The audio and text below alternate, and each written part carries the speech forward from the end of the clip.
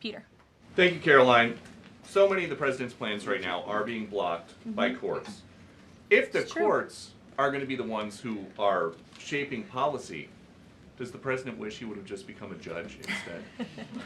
I think the president would take this job over being a judge, and certainly the president is acting within his authority. He wishes judges would do the same.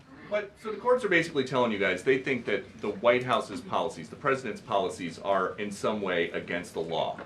So why can't President Trump ask the Republicans that control the House and the Republicans that control the Senate just to make a new law?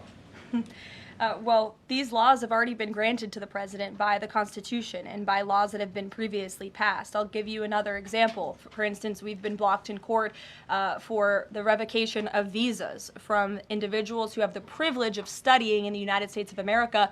Secretary of State Rubio has simply used his authority to revoke those visas, to revoke that privilege, and we've seen the courts try to block that. So if these judges want to be the Secretary of State or they want to be the president, they can run for office themselves. It should be the other way around. But all of the actions the president has taken rely on legal authorities that have already been granted to him by our nation's existing laws.